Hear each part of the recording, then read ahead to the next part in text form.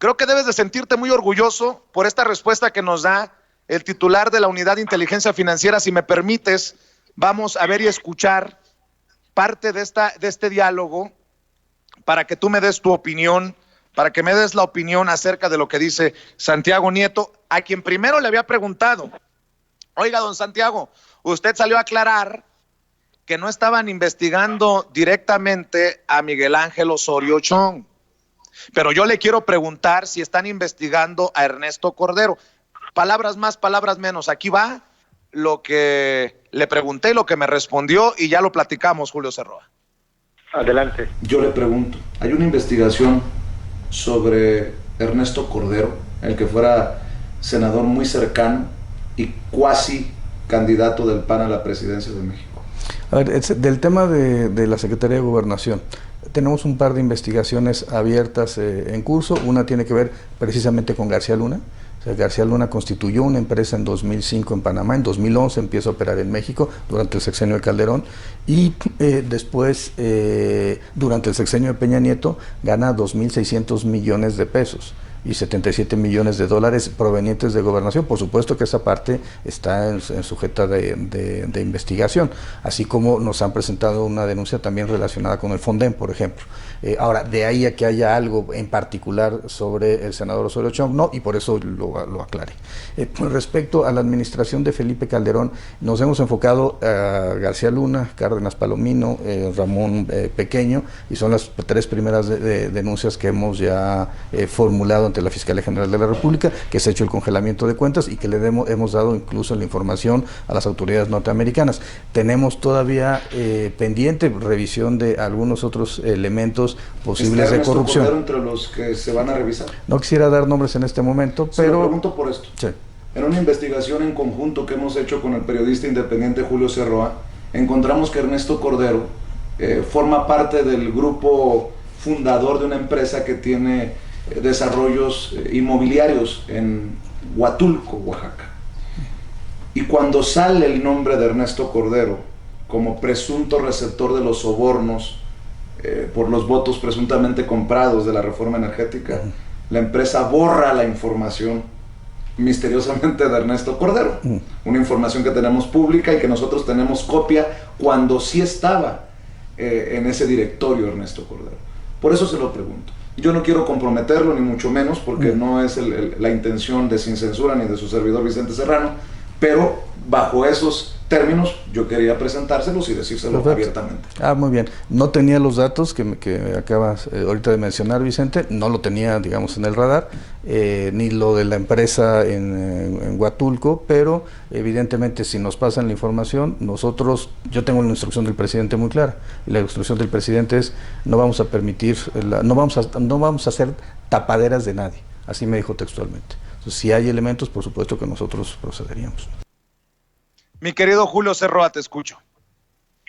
Así es, pues abre la posibilidad, ahora sí hay que ver, esperar a qué sucede, porque es muy preocupante que un ex servidor público, que supuestamente no tenía muchos recursos económicos, ahora esté metido en los negocios inmobiliarios en tres proyectos costosos, grandes, en la Ciudad de México, departamentos exclusivos, en Huatulco, departamentos exclusivos, además de una aldea con cabañas y de un hotel boutique.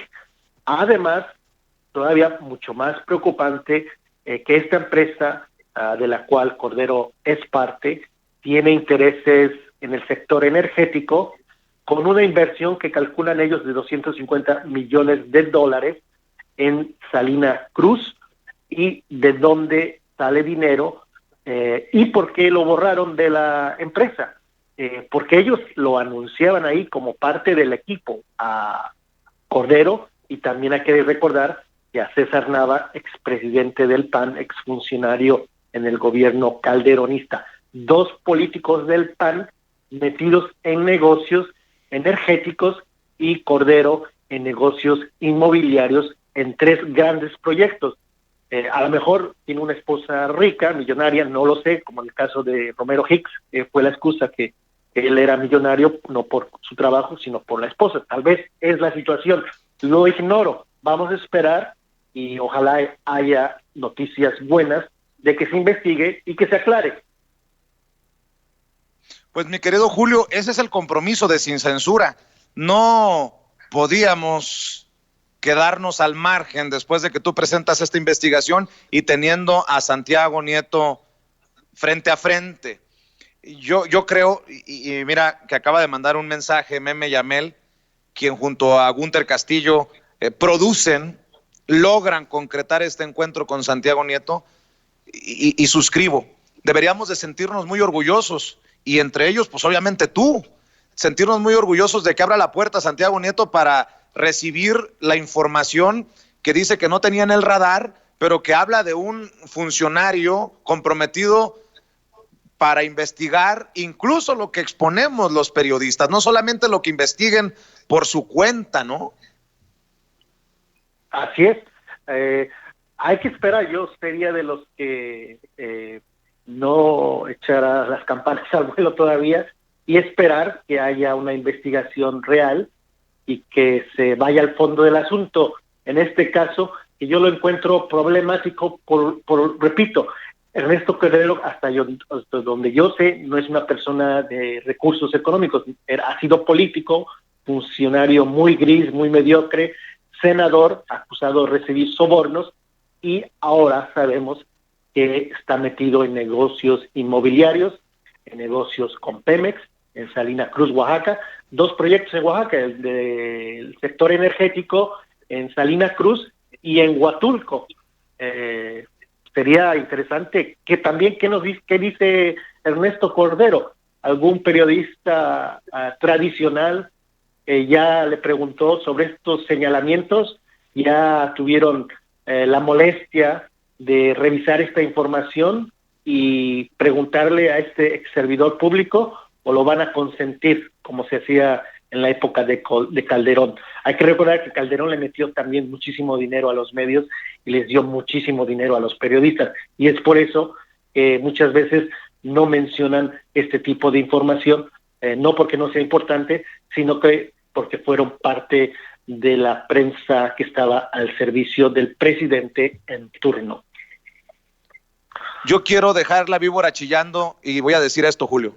Aquellos desde los medios tradicionales que buscan minimizar y ridiculizar lo que hacemos como youtuberos o como personajes de medios independientes y alternativos, que cometemos el gran pecado de solo transmitir nuestra información en medios digitales, en redes sociales, pues yo los reto a publicar información como la que tú investigas sobre estos personajes, porque mínimo yo diría que tenemos los mexicanos derecho a malpensar y que se investigue hasta las últimas consecuencias.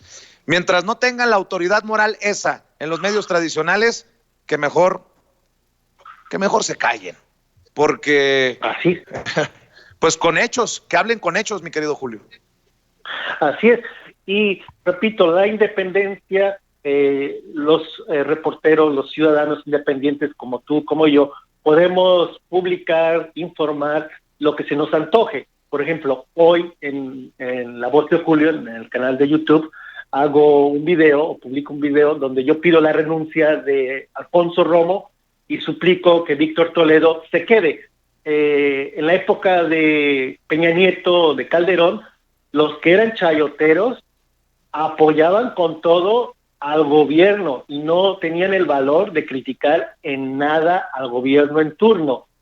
Yo, que simpatizo con un proyecto de izquierda, progresista, tengo el valor y la independencia de pedir la renuncia de uno de los hombres más cercanos al presidente, Alfonso Romo, y que se quede Víctor Toledo. Por congruencia, por mi congruencia, por lo que yo creo, para mí es mucho más importante un personaje como Víctor Toledo de izquierda, congruente, que un empresario con un pasado muy, muy gris como Alfonso Romo. Y eso es la diferencia, que nos podemos enfocar en noticias de hoy como esta, o del pasado. No tenemos problema en ir al pasado y estar en el presente y en el futuro, Eso es lo que nos hace diferentes, muy diferentes de los medios y periodistas tradicionales que vivían de la... no lo quiero decir. Dilo. No, hay niños escuchando. Mi querido Julio, ojalá, y quiero que quede claro, si hay alguien que merece el crédito por esto que está haciendo es Julio Cerroa. Nosotros lo que buscamos es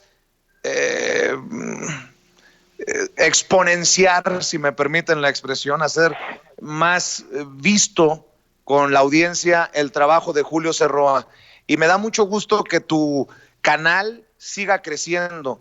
Y si en algo podemos aportar, pues es en eso, en decir que hay medios independientes y alternativos como el tuyo. Y ojalá que cada vez más personas se suscriban y que apoyen tu canal La Voz de Julio, porque seguirás dejando la víbora chillando y nosotros seguiremos aportando a estas investigaciones con lo que podemos, como estas menciones en la entrevista con Santiago Nieto, y creo que todavía tengo la tarea pendiente de hacer videos y, si se puede, tomar declaraciones de esas personas encargadas del complejo inmobiliario del que pues se sentían muy orgullosos de contar con el respaldo de Ernesto Cordero allá en Huatulco. Así es. Muchas gracias, Vicente, por la apertura, por el espacio. Es muy importante para mí estar en tu proyecto, en tu canal, en Sin Censura, porque me permite llegar a un auditorio mucho más grande. Y ya aprovechando que estás aquí, estoy aquí, para anunciar una exclusiva para el lunes,